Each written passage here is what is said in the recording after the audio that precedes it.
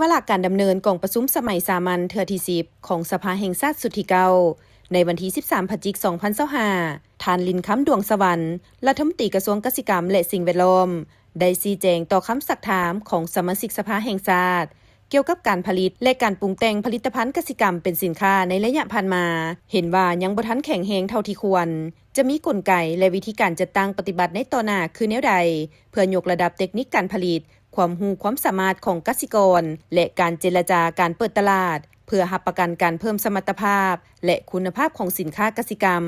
ให้สามารถแข่งขันกับตลาดภายในและต่างประเทศได้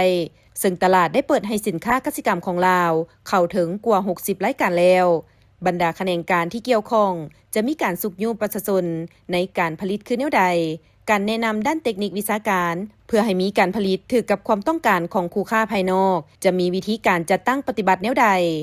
ต่อคำสักถามดังกล่าวท่านลินคำดวงสวรรค์ได้รายงานให้ฮู้ว่าการผลิตเป็นสินค้าแม้นมีท่าก้าวขยายมีแนวโน้มของการผลิตขนาดใหญ่และมีการขยายตัวอย่างต่อเนื่องสามารถทดแทนการนำเข้าและเป็นสินค้าส่งออกเพิ่มขึ้นในแต่ละปีมูลค่าการส่งออกผลิตภัณฑ์เกษตรกรรมป่าไม้ในระยะ5ปีปฏิบัติได้เฉลี่ย 1.57 ดอลลาร์สหรัฐต่อปี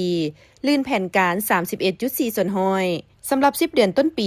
2025ปฏิบัติได้ 1.54 ดอลลาร์สหรัฐซึ่งบรรลุลื่นแผนปีแล้ว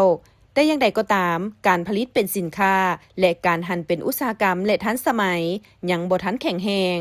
เป็นต้นการหันเป็นกลจักรการนำใช้ผลสำเร็จด้านวิทยาศาสตร์เทคนิคนวัตกรรมใหม่และระบบชลประทานในการสนองน้ำยังจำกัดการส่งออกส่วนใหญ่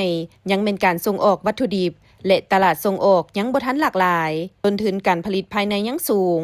พื้นฐานโครงสร้างรับใช้การผลิตยังบ่ทันรับประกันทางด้านปริมาณและคุณภาพการจัดตั้งการผลิตยังบ่ทันเข้มแข็งยังบ่ทันเป็นระบบต้องโซ่ที่สามารถรับประกันการสนองด้านปริมาณและคุณภาพและการเข้าถึงแหล่งทุนยังจำกัด